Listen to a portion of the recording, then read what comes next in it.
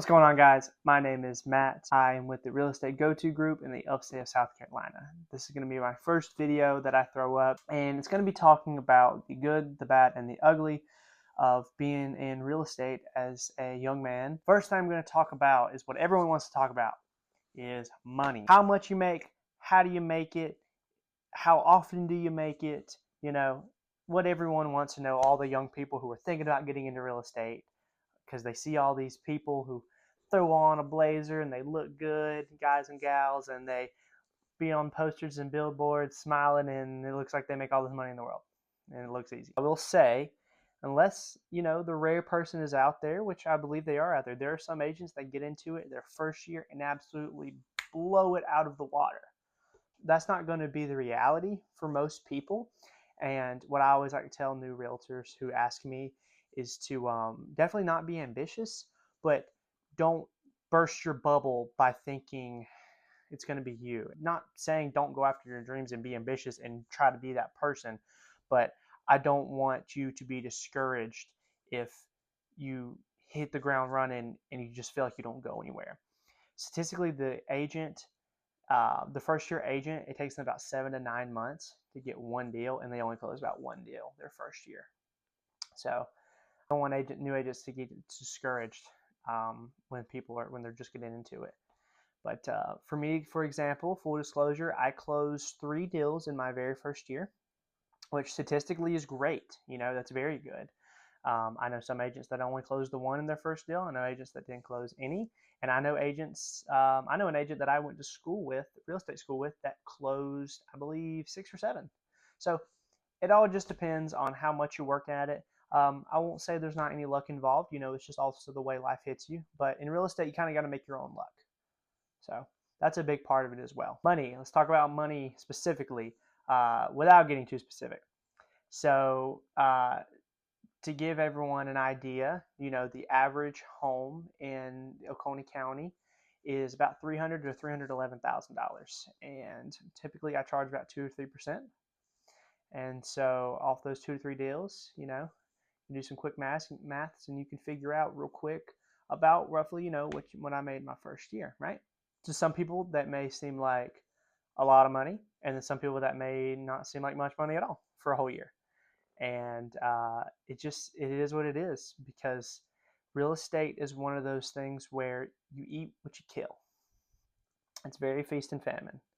And so I would say to most first year realtors, what you'll probably have to do is hustle your first year or two. You'll probably have to have a second job to sustain you also cutting your teeth in real estate, more than likely. And that's just the truth of the matter. I know a lot of realtors that do it. And that doesn't mean, be a shoddy, quote unquote part-time realtor. It just means, you'll have to really hustle. You'll arguably have to work 2 full-time jobs, because you need to give it that full-time amount of time for you to really say that, you're really trying to make your own luck in real estate.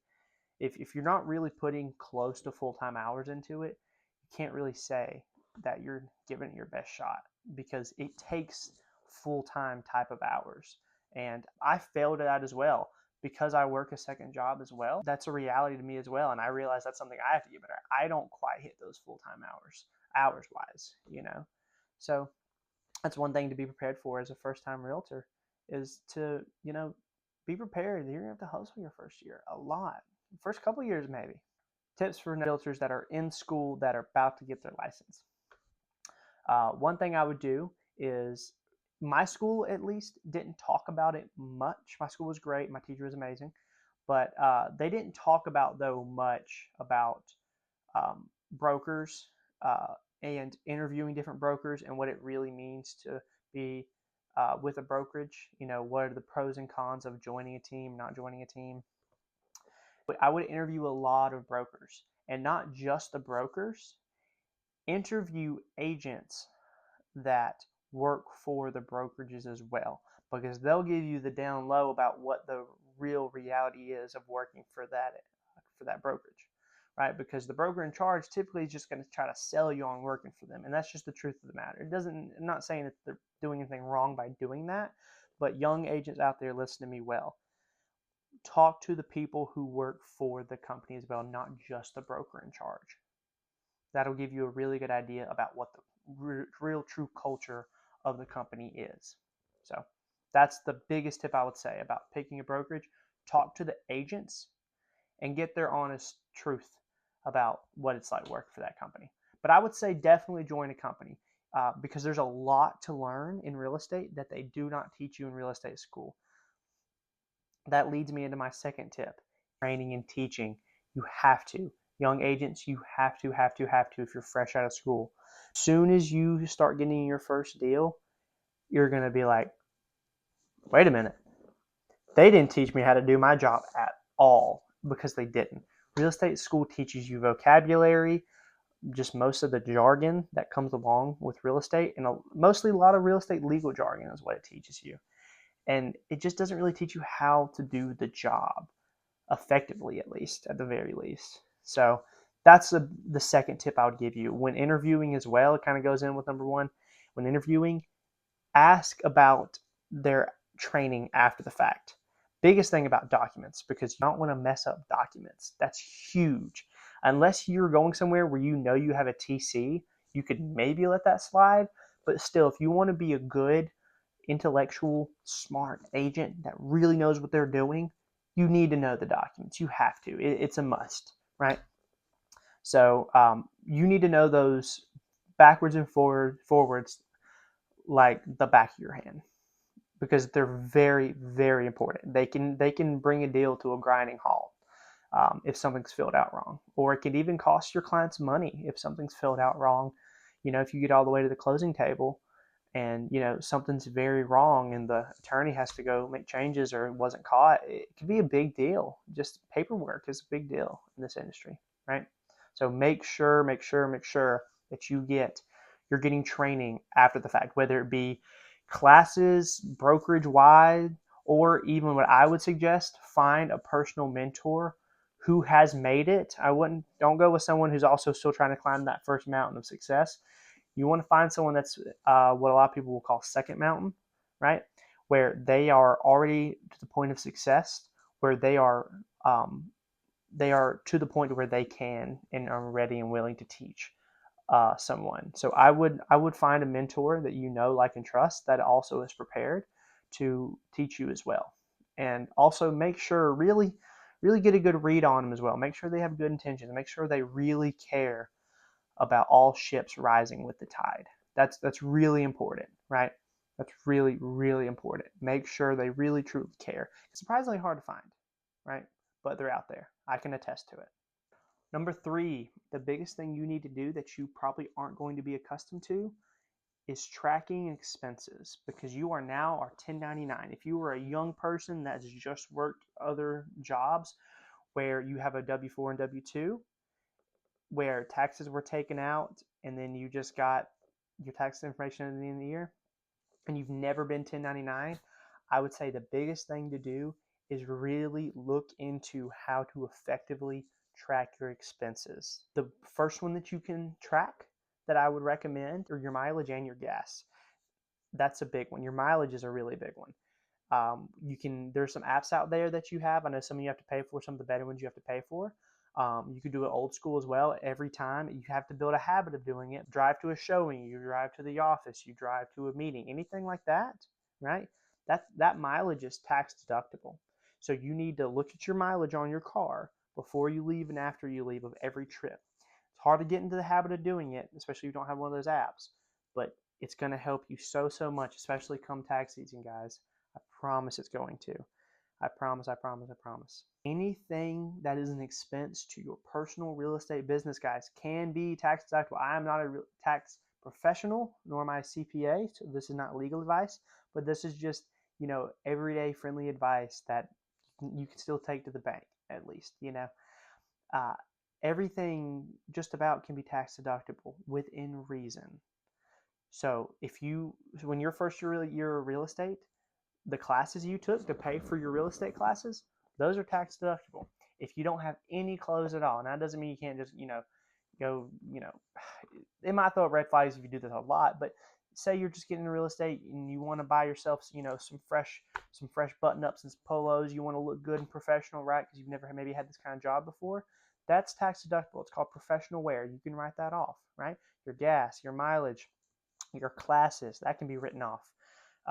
If you're doing your own photography and drone shots for your listings, if you start getting listings in your first year, if you buy that equipment, that can be tax deductible, guys. There's so many things that's going to help you on your taxes that you may not even realize. If you have Supra E lock boxes, for everyone who knows what I'm talking about, they're the lock boxes that you put on your listings. The subscription to get you into houses, that monthly payment, it's like $17 a month. That is tax deductible every single month. So things like that, make sure you're keeping up with throughout the year. I promise it's annoying, but you'll thank yourself. You really, truly will thank yourself, especially in your first year, because unless you just absolutely pop off, which I hope you do, whoever's watching this, but if you just, have a couple closings your first year, you will probably get money back because you'll have so much, because your first year you spend a lot of money in comparison to what statistically the average first year realtor makes. So it will really help you out, especially your first year, guys. My third and final tip to not get discouraged. And I know that sounds really almost redundant to say. It's like, yeah, obviously don't get discouraged, but it's very hard not to, especially if you compare yourself. Please, guys, if you're young and you're watching this, you want to get in real estate, please do not compare yourself to others. It's very difficult not to, and it's the thief of joy. It really, truly is, because you are going to be working for free a lot in this game, especially when you first start out, right? And it's going to get hard. You're going to have to wake up in the morning and get to work and make your phone calls and look at the data of the market and look at the MLS to make sure you're up to date with everything, right? You're going to have to be doing all this stuff. You're going to go to meetings with people that will never convert ever. You're going to go to meetings that people might convert. You're going to go to showings. You're going to go all these things, and you're going to be working for free a lot of the time, right? And so it's hard not to get discouraged when, if you've worked other jobs, you get that weekly paycheck every week and you're fine. And you're going to look at other realtors who've been in a long time and be like, well, have the same job as them. What's going on? And you guys just have to remember that it is a business. It's a personal business. So if you ask any business owner about their first couple years in business, for the most part, like I said, there's the rare people that just pop off their first year, which is great for them. But for the most part, that's not how it goes. It's not life. And you ask most business owners who started off, it was hard for them. It was very hard, even though they had the same business as maybe Joe up the street, who was their competition. Even though they had the same business and they were doing the same thing, they just didn't have the amount of work and the clientele. And it's one of those things where it's a matter of time. Real estate is a time game. It's a snowball effect.